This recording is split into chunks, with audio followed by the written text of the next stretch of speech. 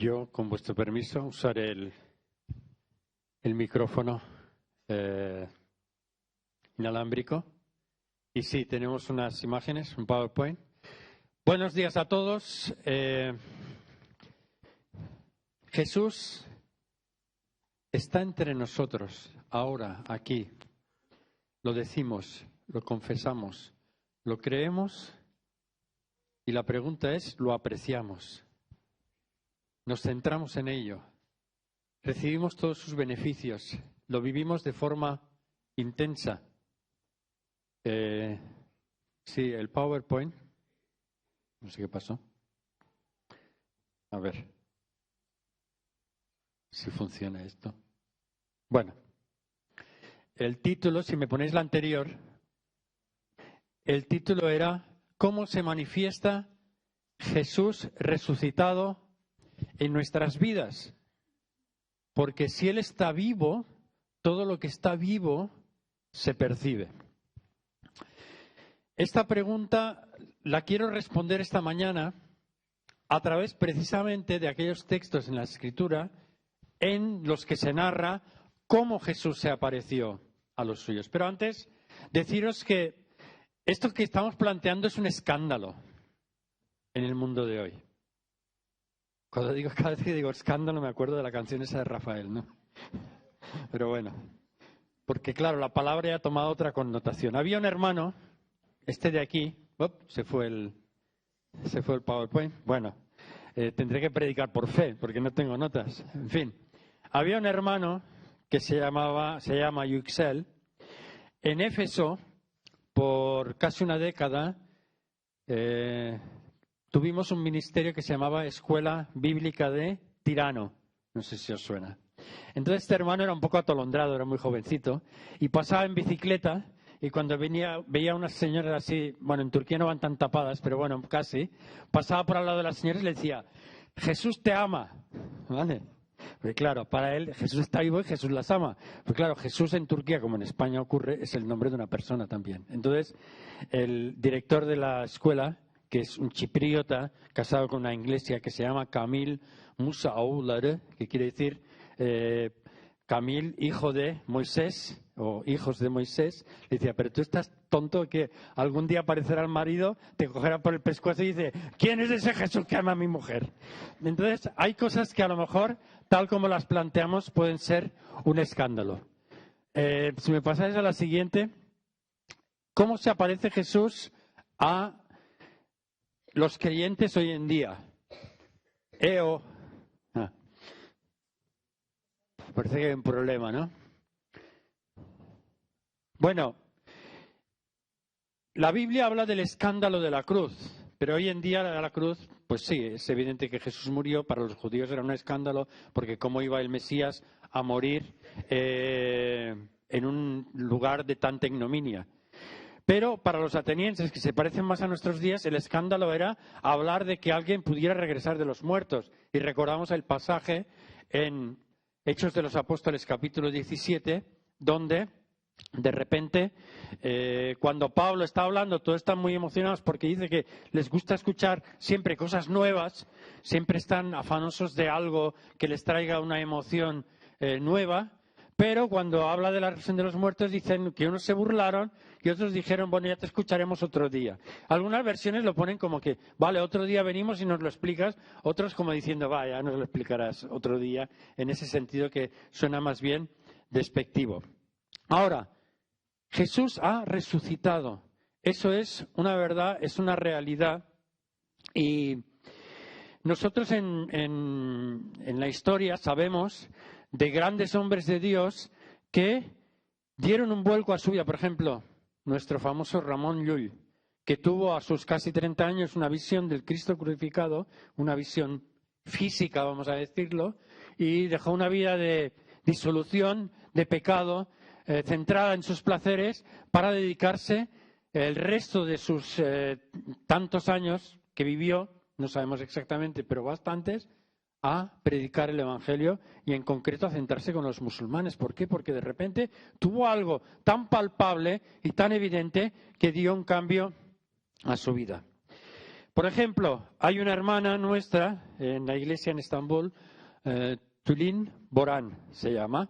Ella ya es bastante mayor, es una enamorada de los perros, llegó a tener en su casa 120 perros, o sea, imagina, eso es la apóstola de los perros. Pero bueno, ella cuando tenía como 40 años era una deportista, era una nadadora, cruzaba el Bósforo nadando y también hacía una carrera que se suele hacer desde la orilla de Estambul a las Islas Príncipe, que se llama, nadando, pero sufrió un accidente en el que se quebró una de las cervicales. No se rompió el nervio, pero tenía que operarse y llevaba, ¿cómo se llama? Un collarete, eso. Ya veo que entendéis de signos, ¿eh? Entonces, ella estaba empezando, trabajaba en una empresa que había un coreano que era creyente, les hablaba del Evangelio, iba a algún estudio, y una noche de repente tuvo un sueño en el que se le apareció Jesús y le dijo: estás sanada de tu dolencia. Y cuando se levantó al día siguiente, pues ella estaba plenamente sanada de lo que le había ocurrido. Otro hermano, İhsan Özbek. İhsan Özbek hoy es uno de los líderes más reconocidos en Turquía. Y tiene una de las fraternidades de iglesia más grandes del país. Y él, de joven, de adolescente prácticamente con 18 años, estaba un día en el autobús y dice que oyó, y es un intelectual, era actor de teatro, estudiante en la universidad, en fin, no es una especie de iluminado que creía en cuentos de hadas, para que me entendáis, y dice que estaba en el autobús un día y de repente oyó una voz detrás que le decía, pero literal, física, fonética, para que me entendáis: yo soy Jesús y soy el camino verdadero. Y incluso se giró, dice, para ver quién le estaba diciendo eso. Y este hermano se convirtió de esta manera. ¿Se ha aparecido Jesús de una forma tan palpable en nuestras vidas? Seguramente no. ¿Y por qué? Bueno, hay otro hermano en Turquía, hoy vamos a hablar de algunos hermanos en Turquía, tenía la foto ahí, pero no sé qué ha pasado, el diablo se ha metido ahí en el ordenador para que no veáis al hermano. Se llama Fuat Bir. Ah, ahí lo tenéis. Pero ¿veis cómo se ha metido? ¿Cómo está por ahí una mano? Bueno, Fuat Bir es un médico. Este señor que veis ahí tiene unos casi más de 1,90 m de altura, o sea, es como un armario. Y él, a final de los años 70, como médico, convertido del Islam y cristiano, lo fueron enviando cada vez, y trabajaba para la Seguridad Social de Turquía, lo fueron enviando cada vez a un pueblecito más pequeño, donde había menos gente, por aquello de que no contaminara. Tal es el caso que llevaron su expediente, un parlamentario llevó el expediente al Parlamento turco en Ankara para solicitar que echaran a este señor del sistema de salud pública porque era cristiano. Bueno, ha vivido 1001 este señor. Hubo una ocasión, un tiempo en su vida que no andaba muy cerca del Señor, él lo confiesa, y una vez nos encontramos en una conferencia, en un retiro cerca de Tarso, no sé si os suena ese sitio, cerca de en Mersin en realidad. Y él me dijo que un libro mío, que tengo en turco, no tengo en español, que se titula Vida abundante a pesar de nuestras caídas, le había sido de mucho ánimo. Y hablando, él, no sé cómo fue, pero llegamos a este versículo en Hechos 26:16. Y me llamó la atención sobre una cosa que yo no había reparado, pero que para su vida fue muy importante, y es lo siguiente. Dice Jesús a Pablo cuando se le aparece: levántate y ponte en pie, porque te he aparecido con el fin de designarte como ministro y testigo, no solo de las cosas que has visto con los ojos, sino también de aquellas cosas en las que me apareceré a ti. Y entonces él decía, Jesús se sigue apareciendo hoy a través de las cosas, no solamente en una forma visible, sino a través de las circunstancias. Y es por eso que podemos mencionar que en las respuestas a la oración, que en las circunstancias milagrosas que pueden rodear nuestra vida, que con las puertas que se cierran o se abren ante nosotros, la guía de viva voz, porque también nos puede guiar. Yo recuerdo que estaba orando una noche, me pasé una noche en oración para saber si tenía que entregar al Ministerio del Interior a los tribunales o no, por haberme anulado el permiso de trabajo permanente. Y entonces estaba orando y tenía la mente en blanco, pero de repente un pasaje de la Escritura que dice: si no hubiera apelado a César, podría quedar en libertad. Me vino a la mente y dije: tate. Aquí no hay que ir a César, no hay que ir a los tribunales, porque esto puede traer cola, puede traer otras consecuencias. Y entonces, de alguna manera, el Señor nos habla y nos guía de viva voz o iluminándonos con una palabra que nos puede decir un hermano, una hermana, etcétera, etcétera. Si seguimos, si podemos, lo que es evidente, lo que es seguro, y aquí tenía yo una lista, de que Jesús se apareció, por lo menos se registran 13 o 14 apariciones distintas entre los evangelios, los Hechos de los Apóstoles y la primera carta de Corintios. Y aquí las tenéis todas mencionadas, ¿no? A María Magdalena, a las mujeres que van al sepulcro, a 2 discípulos en el camino de Maús, a Pedro, a 10 discípulos, a los 11, luego a 7 discípulos que pescaban en la orilla del mar de Galilea. Si podemos pasar a la siguiente, bueno, vemos el resto de las ocasiones en las que Jesús se apareció de una forma evidente, aunque al principio muchas veces no acababan de reconocerlo. O sea, estaban tan, vamos a decirlo, era tan sorpresivo, era tan contrario a lo que ellos esperaban ver o vivir, que aun cuando Jesús apareció, a lo mejor llevaba una capucha, no sabemos.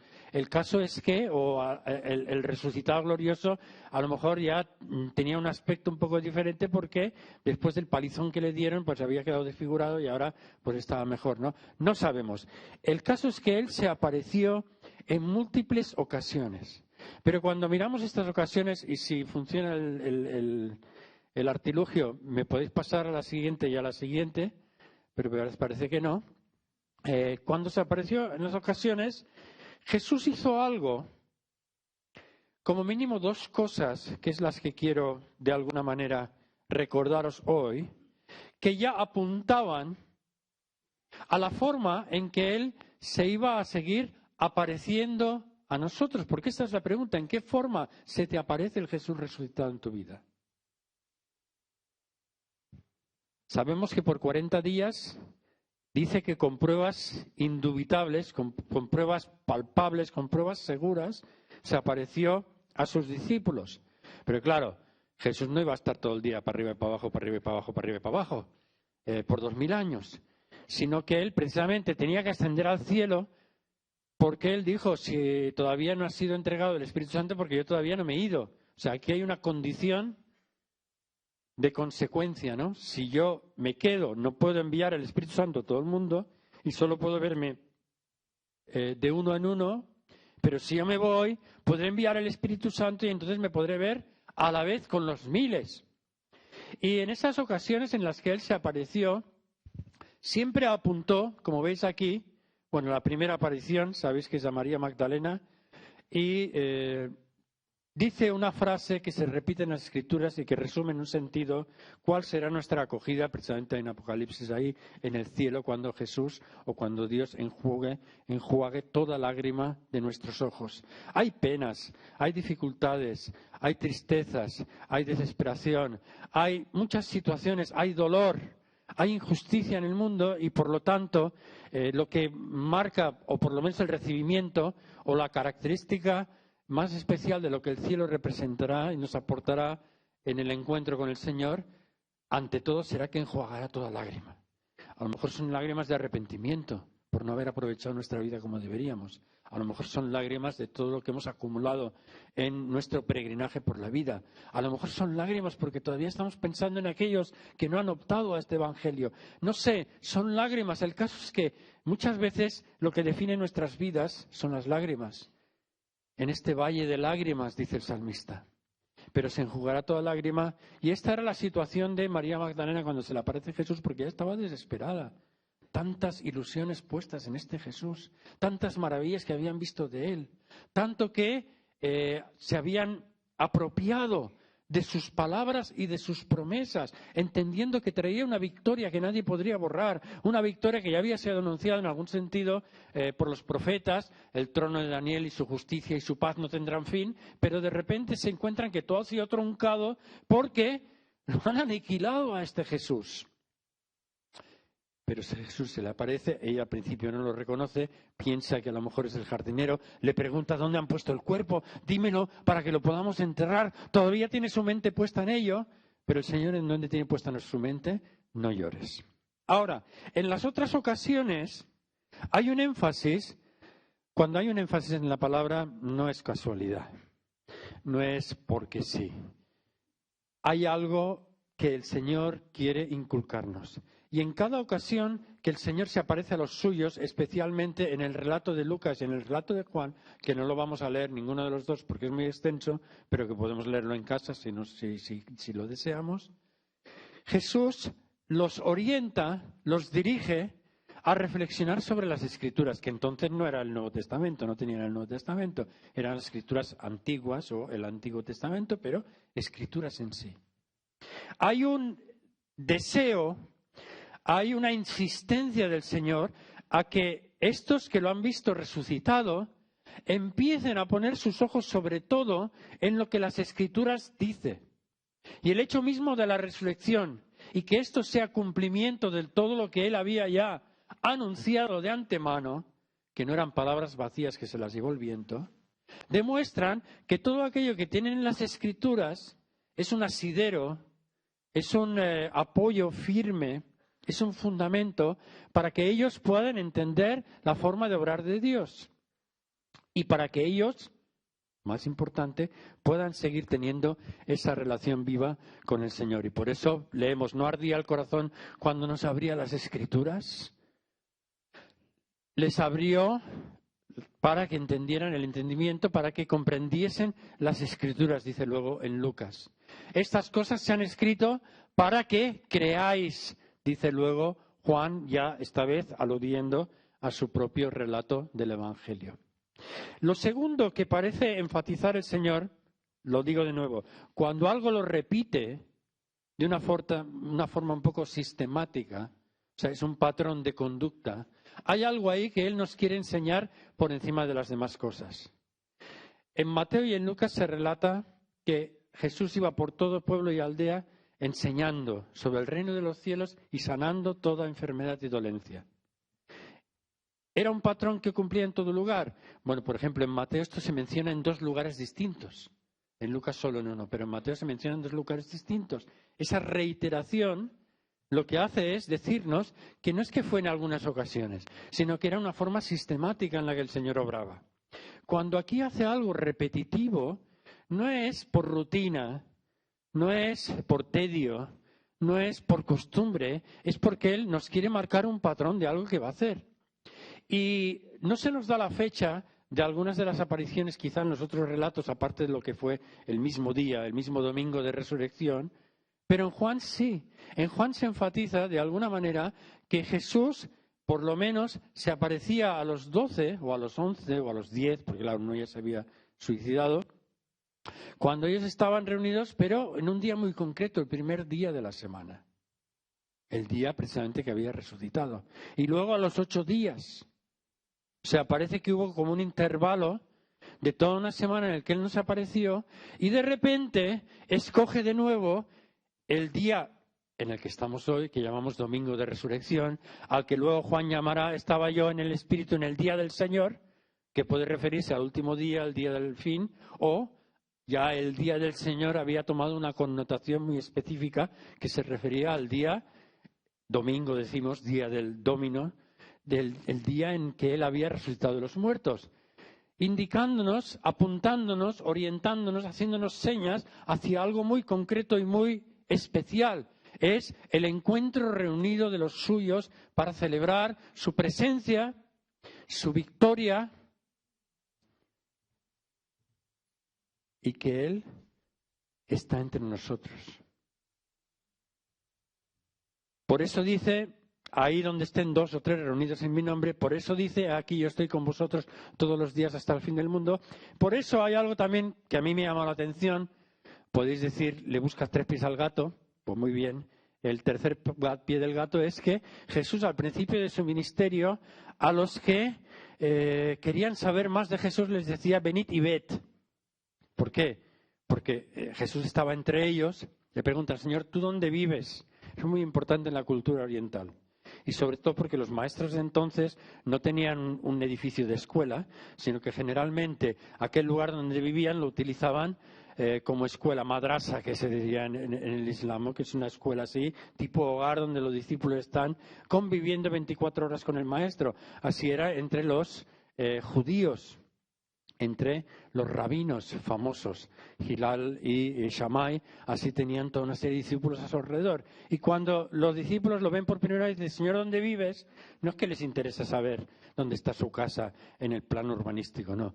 Es que lo que le están pidiendo es poder tener más relación con Él. Y Jesús les invita, venid y ved, venid y experimentad, venid y compartid conmigo, venid y recibid todo lo que es de mí y mío y mi enseñanza y mi persona, porque estáis en contacto conmigo y todo eso de alguna manera se os contagiará. Pero ya cuando resucita, lo que le dice, venid y comed, les invita a lo que hemos hecho hoy a través de esa comida pascual o comida de resurrección, poder participar de una forma palpable, evidente y transformadora de el Jesús vivo y resucitado. ¿Y esto cuándo lo hacemos? Quizás diréis, Carlos, eres un pesado. En Turquía he tenido que ser muy pesado porque es difícil inculcar a veces a los hermanos y hermanas el sentido de encontrarse los domingos. Muchos vienen de corazón y al principio muy animados, pero luego siempre salen obstáculos por el camino. Y para establecer, digamos, una comparación, la mezquita no tiene este concepto de comunidad. La mezquita es un lugar donde se va a orar. Hoy vas a esta, mañana vas a aquella, a la que te cae más cerca. Entonces no hay ese sentido de que solamente vas a un lugar, vamos a decir, consagrado a la religión, pero además tienes unos vínculos, unos lazos concretos con un grupo de personas concretas con las que te ves y con las que hombro a hombro y codo a codo tú vas edificando y desarrollando una vida comunal. No hay este concepto. Entonces hay que insistir mucho. ¿Por qué? ¿Por qué es tan importante encontrarnos? Porque es ahí donde el Señor está presente. Y es a través de esta comida que comemos ¿de quién? Del Señor. A través del símbolo que se nos estimula a hacer, por encima de todo, es a restablecer, reforzar el vínculo con el Jesús que está vivo, con su carne, con su sangre y con su cuerpo. Cuando se le aparece en la última ocasión en Mateo, luego se le aparece a Pablo en visión y le dice, yo estoy contigo. El mensaje del Señor es reiterativo. Es verdad que me he ido, pero no para abandonaros, no os dejaré huérfanos. Es una palabra muy fuerte que la palabra insiste, que la Escritura recoge y nos lanza como una luz al final del túnel a aquellos discípulos que no entendían muy bien lo que se les avecinaba, lo que les iba a sobrevenir, pero que luego albergaron en su corazón porque era muy importante, no os voy a dejar solos, voy a estar con vosotros. Así que el Jesús vivo y resucitado está con nosotros. Y por último se le aparece el último testimonio en los Hechos al Señor, a Pablo, diciendo, ten ánimo. Esta vez dice que sí, se le apareció. Si podemos ir a la siguiente.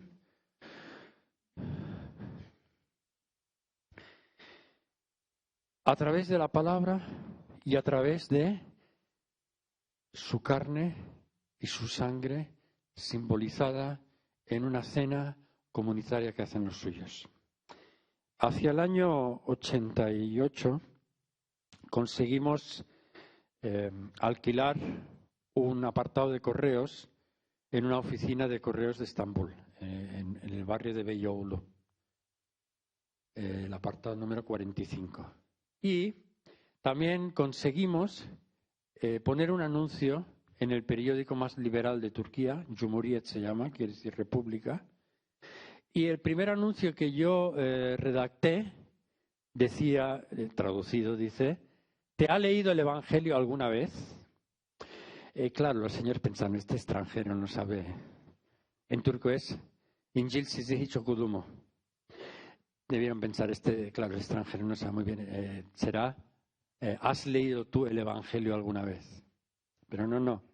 Yo intencionalmente lo que había puesto es, ¿te ha leído el Evangelio a ti alguna vez? Porque el Evangelio se puede leer, pero cuando solo queda en un ir y no hay una vuelta de parte del Señor, lo podemos leer pues como eso, como una novela, como un libro de historia, como un libro de religión. Pero el Evangelio, aparte de ser leído, quiere hacer algo más en nuestras vidas y es leernos a nosotros. Es como una máquina de radiografías que puede inspeccionar nuestro interior, y esto es lo que nos dice este pasaje de Hebreos, muy conocido, muy célebre, porque la palabra de Dios es viva y eficaz y más cortante que espada de dos filos y penetra hasta separar el alma y el espíritu, las coyunturas y los tuétanos y discierne los pensamientos y las intenciones del corazón, y no hay cosa creada que no sea manifiesta en su presencia. Antes todas las cosas están desnudas y abiertas a los ojos de aquel a quien tenemos que dar cuenta. Ahora, en la versión en turco y en algunas versiones, el primer versículo es evidente que habla del versículo 12 de la palabra de Dios, pero en el segundo, cuando dice que todo está desnudo ante aquel que nos escrutina, ponen ante Dios. Pero sigue hablando de la palabra, está hablando de que la palabra puede tener un efecto de penetración, de sumergirse en nuestro interior y escurcuyar, que decimos en catalán, ¿no? Ramaná. Ahí dentro, en lo más profundo y en lo más íntimo, para sacar, arrancar algunas cosas que no convienen y traernos la bendición, la plenitud y el efecto que quiere hacer en nosotros. De hecho, aquí Hebreos está evocando la imagen de un sacerdote que ofrece un sacrificio. Los sacerdotes eran como buenos carniceros, ¿no? O sea, si a ti te dieran un cuchillo en una carnicería para que tú harías un desastre. O sea, haría una masacre con ese trozo a lo mejor de media ternera, ¿no? Pero el carnicero sabe por dónde meter el cuchillo y hace jig-jack, y de repente ha separado ahí todo un filetón del hueso sin apenas dejar marca.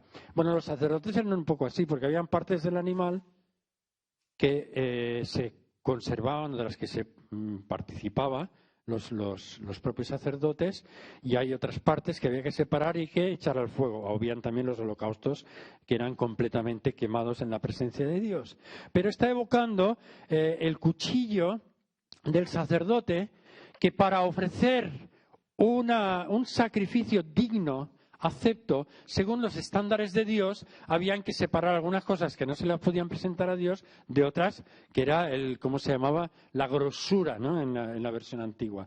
La grosura, ese olor a cordero, la grasa del cordero, que no necesita ninguna condimentación más, porque ella solo alimenta. Pues en ese sentido nos recuerda que hay partes en nuestra vida que son de olor grato a Dios, y hay otras partes que a lo mejor no va muy bien con lo que Dios quiere de nuestras vidas. Y que necesitamos un sacerdote que con su hábil cuchillo separe las dos cosas. Por lo menos nos las haga discernir, nos lo haga entender, para que sepamos qué tirar a la basura, si hay algo que tirar a la basura, y qué ofrecerle a Dios. Y nos está diciendo que esto lo hace ahora no un sacerdote de carne y hueso con un sacrificio animal real que derrama sangre con hematocritos, sino que ahora esto Dios lo quiere hacer a través de su palabra. La palabra cumple esa función de separar, porque dice que separa los tuétanos, ¿no? Las coyunturas de los tuétanos, pero también dice discierne los pensamientos y las intenciones de tu corazón. Tus pensamientos solo los sabes tú y Dios. Y el diablo, no es que te pueda leer la mente, por lo menos yo creo que el diablo no lee la mente, pero el diablo es un buen psicólogo, ya sabe de nuestra cara, de nuestra forma de actuar. Es como en Turquía cuando conduces, Tú dirás, un coche es rígido, pero parece que los coches se doblen así. Porque tú ya ves cuando un coche se te va a meter delante. Yo no sé, que hemos creado un sexto, un séptimo sentido, porque te va la vida en eso, ahí, porque el coche de delante no se preocupa del que va detrás, de ese te preocuparás tú. Entonces, de repente, sin hacer señal ni nada, te corta. Y uno es que ya lo intuye.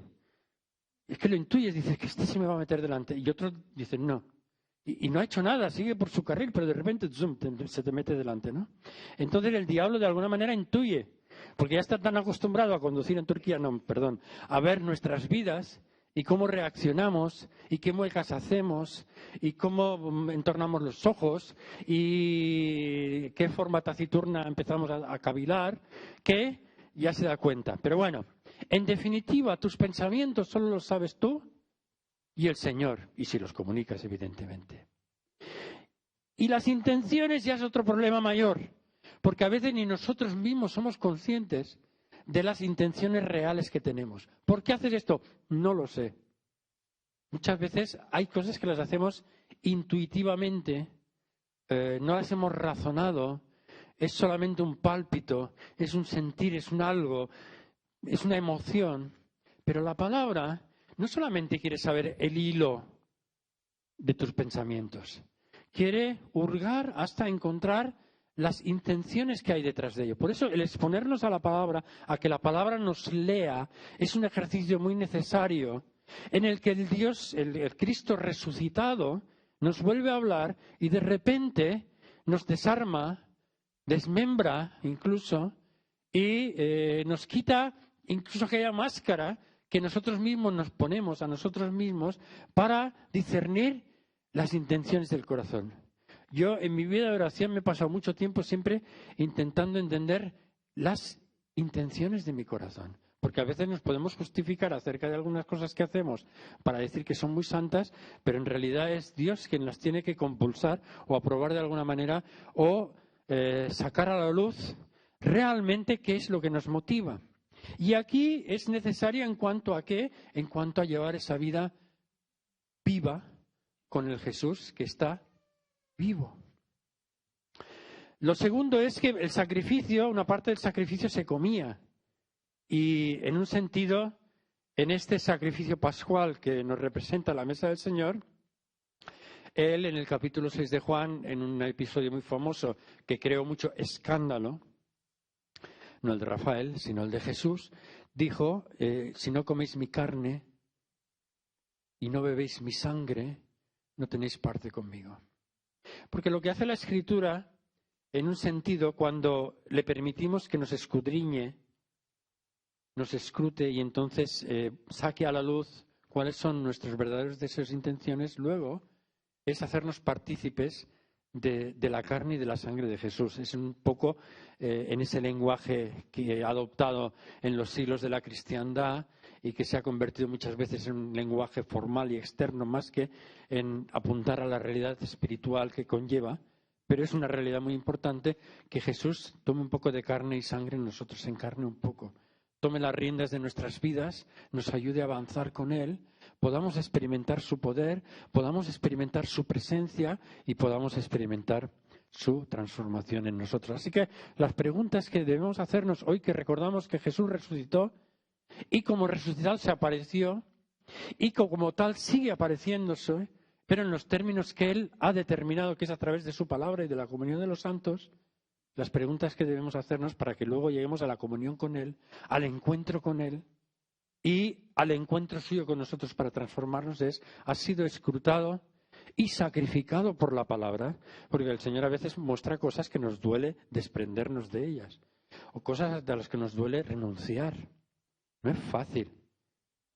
Hoy leía un mensaje que me enviaba una hermana sobre el significado de la resurrección, pero cada vez hemos convertido la vida cristiana, ¡ay, qué bonito es! Que Jesús nos quiere, que Jesús nos ama, todo es verdad, ¿eh? Y que Él estará por nosotros, y que ahora tenemos paz, y que ahora somos felices, y que ahora podemos ayudar a los demás, etcétera, etcétera. Pero me parece que nos estamos un poco cerrando los ojos a un aspecto de la vida que es muy importante, o casi más importante, que es el sacrificio. No el martirizarnos a nosotros mismos, no el mortificarnos, porque ha habido esos conceptos que se han desarrollado también a lo largo de la historia. Una cosa es el martirizarse o mortificarse y otra cosa es el sacrificio. Uno se puede sacrificar sin dolor físico, mientras que el otro parece que, aparte de un dolor psicológico, puede aportar también, o se centraba mucho en un dolor físico, mortificar la carne, ¿no? Pero el sacrificio, el ofrecernos como un sacrificio, siempre que se sacrifica algo, algo muere. O sea, no puede haber un sacrificio sin muerte. Sacrificios, dice, la Biblia dice algo un poco extraño a veces. Ofreceros como sacrificios vivos. Bueno, sacrificio y vivo no pueden ir juntos. Yo cuando leo el sacrificio vivo me acuerdo cuando istiguallaban, ¿no? Cuando íbamos de vacaciones, que había una vecina que tenía gallinas, y entonces, clac, le cortaba la cabeza a una gallina, así, y la gallina seguía corriendo.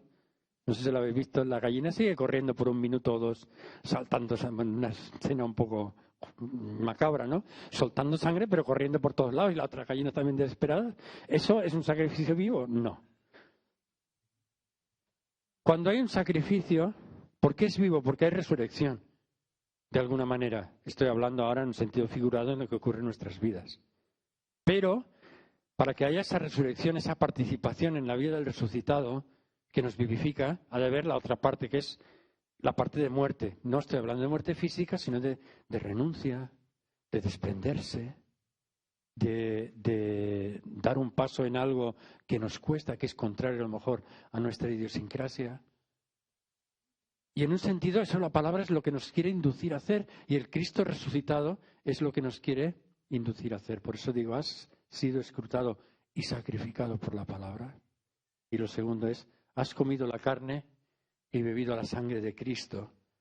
Hoy lo que hemos hecho nos recuerda, pero nos recuerda algo real. Cuando ahí pone un letrero, Madrid 600 kilómetros, no confundimos el letrero con Madrid mismo, pero sabemos que a 600 kilómetros hay una ciudad palpable de piedra y ladrillo, que es Madrid, y que nos la vamos a encontrar, si seguimos por ese camino, cara a cara, nos vamos a topar con ella. Pues también los símbolos que hay aquí no son en sí la carne y la sangre de Cristo, pero nos hablan de que esto nos ha de llevar en la actitud de nuestros corazones a tener ese encuentro real, espiritual y palpable con la transformación que la presencia espiritual de Jesús puede realizar gracias a su sangre ofrecida en sacrificio y a su cuerpo ofrecido en sacrificio, esa transformación real que puede efectuar en nuestras vidas. Por eso digo, has comido la carne y has bebido la sangre de Cristo. Hoy lo hemos de recordar por encima de todo. La festividad más grande de la cristiandad.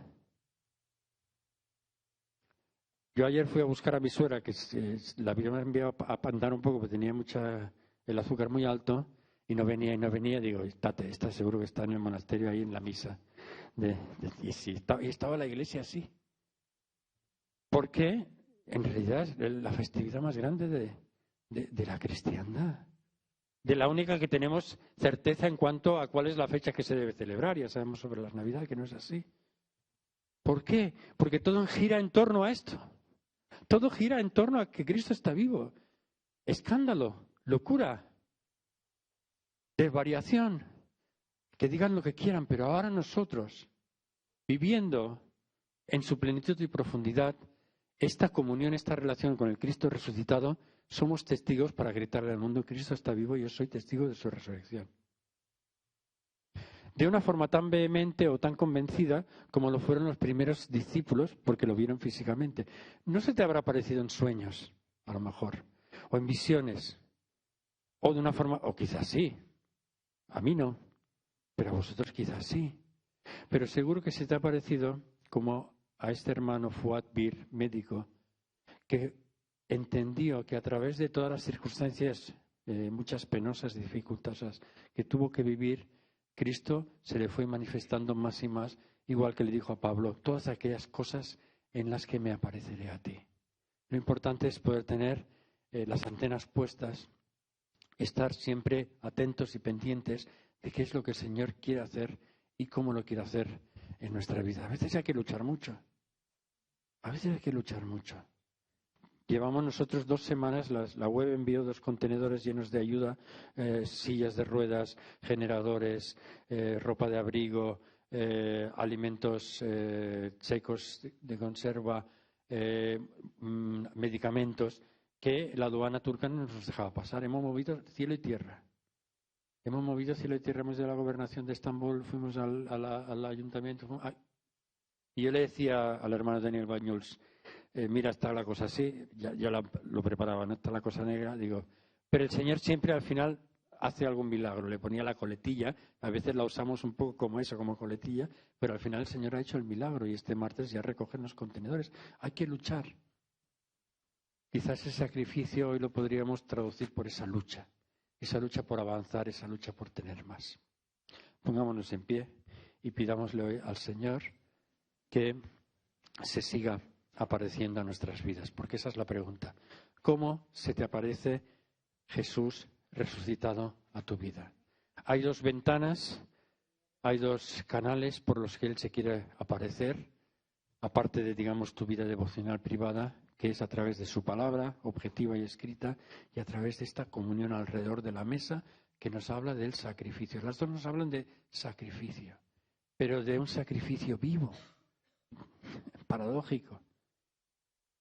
Algunos ponen el acento en sacrificio, otros pueden poner el acento en vivo. Pongámoslo en vivo. Pero sepamos que antes hay que pasar un poco por ese otro trance de desprendernos de algo para poder abrazar algo mayor. Señor, te queremos dar gracias porque ahora tú estás entre nosotros, por tu palabra, por tu Espíritu Santo, a través de estos símbolos en nuestros corazones, hablando en nuestras mentes, sintiendo que tu mano algo manipula ahí en nuestro interior, algo toca, unas fibras, unas cuerdas ahí, algo afina, y que además esto nos libera, nos renueva. Queremos hoy, en el día que se conmemora en el mundo entero, tu resurrección, algunos por folclore, otros por religiosidad. Quiera Dios que nosotros, por una plena conciencia de lo que tú haces en nuestras vidas, en este día queremos honrarte y queremos alabarte y adorarte y queremos vivir la plenitud de aquello que tú te has programado hacer en nuestras vidas. Manifestarte hasta tal punto que poco a poco también nos vas cambiando. Señor, que esta sea nuestra mayor adoración, que este sea nuestro mayor tributo a este día y que esta sea nuestra mayor proclamación al mundo, honrándote y glorificándote como tú mereces. En Cristo Jesús te lo pedimos y te lo presentamos. Amén. Y amén. No sé si hay una última palabra. Estáis despedidos en la paz del Señor. Que el Señor os bendiga.